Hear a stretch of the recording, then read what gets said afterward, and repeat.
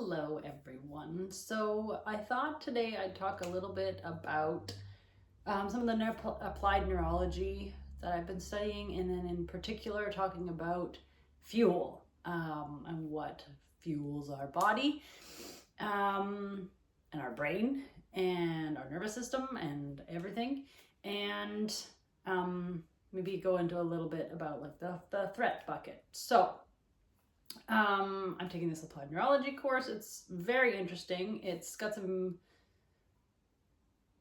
interesting applications, I think, for you, my clients, and what we can do in sessions. So Rolfing, of course, is very hands-on on the table.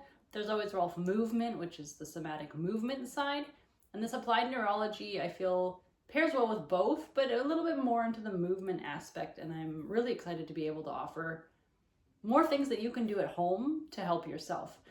So if we're talking about fuel, we're talking about breath, oxygen, nutrition, of course, sleep, water, the things that we need, basic things we need for our body to run. So I wrote about my experience with, trying to do the mobility drills in the morning and noticing that I was testing all over the place. So about the testing, let's talk about that. So with the applied neurology, we test and we retest. So we test maybe a range of motion, maybe a balance, maybe a pain thing, and then we'll do a drill, and then we'll retest, because your nervous system will tell you right away if it liked it or not, if it was helpful or not. So it's better, same, or worse. Better obviously is good. That means that drill was helpful. It gave your nervous system and your brain information that it found helpful and it got better. Same is neutral. It's like you can do that drill, but it's not hurting you, but nor is it helping you. And then of course worse is your brain felt that was a threat. So that sort of leads us into the threat bucket. So if you think about your system as having a capacity, right, a bucket to hold threat, and if threat keeps building up, then it spills out and then you get symptoms. So with all of the stuff we're trying to do is to decrease threat. So we don't want a movement, it's like especially a simple movement, for your body to find that threatening, right? We don't want a breathing drill to feel threatening to your body. You don't want breathing to be a threat. So when you do these things and it shows you that it is a threat, maybe your range of motion gets worse, maybe your balance gets worse, maybe pain increases, that's all signals that was a threat for you. So that's input, right? It's not necessarily a bad thing. You haven't hurt yourself. It's giving you information about what to do, what you need to work on. And then maybe you just don't do that drill to work on it. You find something else. So we're going to talk about breath today. And we'll do some testing, drilling, retesting, and you can see how you do. Now, I talked about balance. So a nice simple balance test. You can't see because I'm not filming all of me, but my feet are right together. If you've been in for sessions, you definitely might have done this with me. So it's called a Romberg's test, and you put your feet close together, so a very narrow stance. And then if it's comfortable for you, you close your eyes. And this is checking your balance, your midline cerebellar function in particular, but it's testing your balance. So we can do that now. We won't hold it maybe for the full, usually you hold it for 20 seconds to give you a good feedback. We'll do it 20 seconds-ish, because I'll be counting in my head. And then how long can you hold it? Do you sway? You can always film yourself and see if you constantly go, to the left, or do you sway right, or do you go in a circle? These different sway patterns are information as well. But let's start, say with that.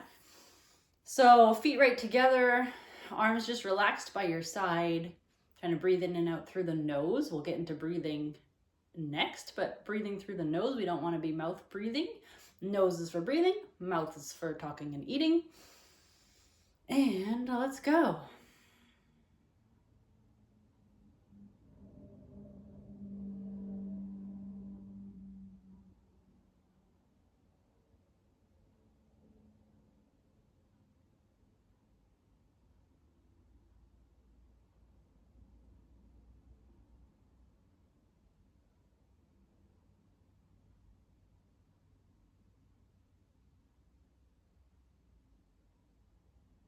Okay, we'll call that about 20. So I noticed I was swaying a little bit, maybe more to the right. I also don't know if that was because my foot was half off the carpet and that's a little uneven, but that was my test. You can also test range of motion. That can be a forward fold. It can be, range of motion of the neck. So find something like, say if you know you have a problem movement, try that one to point of comfort. You're not going to, hurt yourself doing those movements. One that I found really useful for a long time for me was internal rotation of the shoulder. So you would come here and then drop down. Now it's less useful for me than it was because my shoulder internal rotation has actually gotten a bit better since doing these breathing drills, but it's still good. So that kind of motion, I can get more. I should be able to get ideally a little more. You can see it's pretty equal to my left now. Before, it would be like here. This one would be down and this one would be here and I'd be maxed out on it. So things can get better and stay better. So that's nice. It's not necessarily like a one and done thing. You might have to re-drill. I noticed that this shoulder internal rotation got better after the class on breathing, in fact. So doing all of the different breathing drills really improved my arm internal rotation, and I haven't really been focusing on those drills too much. I've been doing other things, but it hasn't regressed too much. It's starting to kind of come back up, but I'll just do some more breathing drills, and we're going to do some now. So let's do a first one. If you've got a resistance band, you can use that. If you don't, you can just put your hands on your ribs. Maybe this way, it might be a little more comfortable, but also it does give a little more feedback into the back, which is where we tend to not be as aware. So basically what we're doing here is you're gonna put either the band around or you hold your hands at the lower part of your ribs. And you don't want the band to be really tight. It's just enough to give you a little feedback, right? We're looking at proprioceptive feedback. And what you want to do is you want to breathe in and out through the nose. And you're really trying to bring the breath into the band, to expand the band to the side.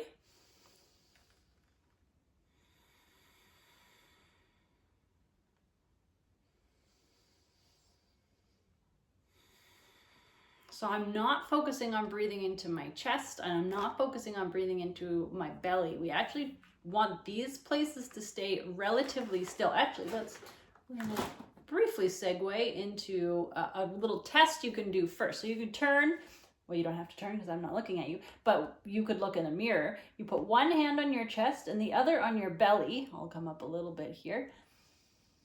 And you want to breathe in and out through the nose.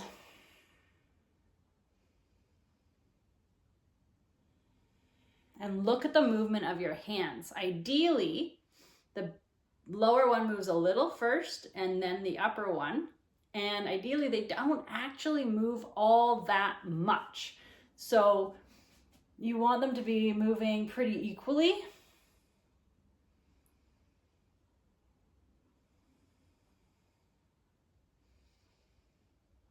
And not a huge amount. So what we don't want is things like this, right? It's like upper chest breathing, but even also breathing only into your belly isn't ideal either. So in our natural breath, we want these to gently spread apart and then the majority of the movement to come into the side ribs. So that's where the band comes in, or your hands, proprioceptive feedback. Bring it around and just do, say, 3 breaths.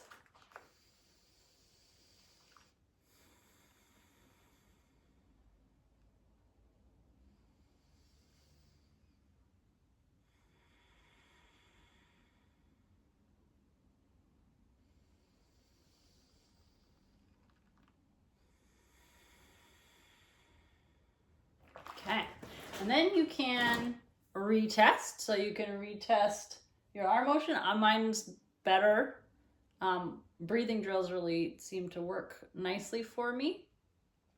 You can retest your balance as well. I won't do that now because you know what it is, but you could retest balance. It might have gotten better. You can just see how pain is feeling. You can also retest this. Maybe that's helped as well. Maybe now you feel more into the ribs and your hands are moving more equally. Everybody's going to be different. It's possible, not ideal, but it's possible that that breathing exercise could have made things worse. And if it did, it just tells you that for some reason, breathing into that area doesn't feel safe for you right now. And then knowing that, you can work towards making it feel safer. So there's that. Let's do one other breathing exercise. We'll do a forced inhale. So a blocked inhale. So what that means is you're going to breathe in normally. You're going to breathe out all of the air normally through the nose. And then you're going to plug your nose and you're going to put the tongue onto the palate. And this blocks the airway here. And then you are going to engage the muscles like you were going to breathe in. So you'll see these muscles pop out, the scalenes, as they are the accessory muscles for breathing. So you want to do it pretty with a decent amount of effort and hold it for a little bit, not obviously to a point of major discomfort or feeling lightheaded or anything like that, but just enough to feel that engagement, and then let it go. Breathe normally through the nose and reset. And we'll do that a couple times. So you've got your new range of motion, or maybe pain, or maybe balance. And we'll do this one and we'll see what that does for you. So nice normal inhale. Exhale, plug the nose.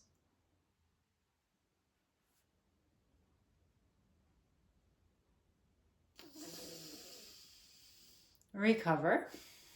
A couple normal breaths.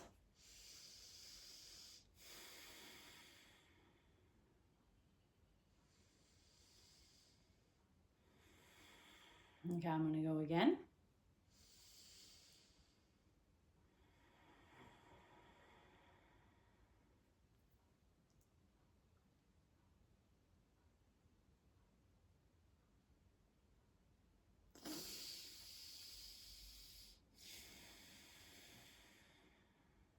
I'm going to do 3 rounds.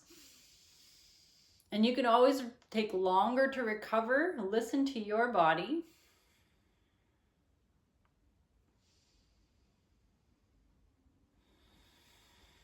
Okay, I'm ready for my last round.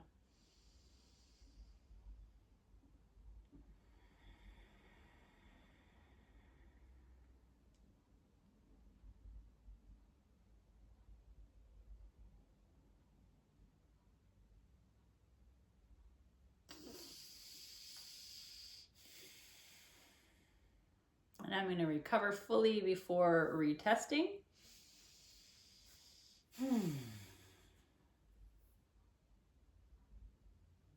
And then I'll retest my range of motion. And that really helped. I'm pretty much straight up and down now. So that's great. So you can try that. I wanted to talk about mouth breathing a bit more, and you know, it can be a pernicious habit, right? Especially we breathe, you know, thousands of times a day, and it's all unconscious, right? It's part of the autonomic nervous system. So changing your breathing patterns is not easy. Now, I know that I can snore. So that means I'm breathing through my mouth at night. So there are things you can do for that. Partly maybe it's blocked nasal passages. It can be habit. It can be whatever. So I haven't done it yet. As you can see, it's still in the package, but I've just bought some medical tape. You can get like the fancy like mouth tape for for anti-snore stuff, but the medical tape works as well, according to my teacher, because it's more of just a reminder. It's not like it's stuck on there so hard that you can't breathe, or get it off, right? It's light tape, so it's more of a proprioceptive input to remind your brain not to breathe through there. So I'm going to start tonight taping my mouth and seeing how that goes. And I thought when I do my next newsletter in 3-ish months, I can check back in with you and let you know what I've noticed having done that. I also did session 7, which of the Rolfing session, which is the head stuff. So I did nose work on myself the other day to try to help open up my nasal passages some more, to see if that would help. I do have some hypermobility, which can mean laxer tissues as well. So when I'm fully relaxed, things really relax and drop back. So that can also potentially be part of what's happening for me, but we'll see. So I'm going to see what this mouth tape does for my sleeping and what that means and how that carries forward into the rest of my life. I'm hoping that my kind of niggly left neck shoulder discomfort will go away. So that's really it. Thought I'd give you just a sneak peek into some of the breathing things. If you have questions about it, you can always reach out. I'm happy to talk about it. I did put a link above to a breathing app, BreathPod. He's a guy out of the UK. I've done some of his free stuff, and I just did the 1 week free. Full disclosure, I didn't pay for further. I was just experimenting, but I did like the app. I just have got so much on the go with other things that I didn't feel like spending another, $17 a month on that. At least not now. Maybe I'll look at it in the future if this neurology course leaves me with wanting more of like a routine and I don't want to think about it myself. Because that's always nice too, is to have somebody that knows what they're doing that can just guide you through so that you don't have to do the brain work involved in figuring out what drills am I doing today. So that's it. I hope you found it helpful, interesting. I hope it helped you feel better and that breathing wasn't a threat. If anything was threatening, just go back to your normal breathing pattern. Take it easy. It'll pass. It won't stay flared up for long. If there's things that you know that help you, then do those things. Bring your body back into a state of calm. So reduce threat in whatever ways that you know how. Anyway, that's it. Take care.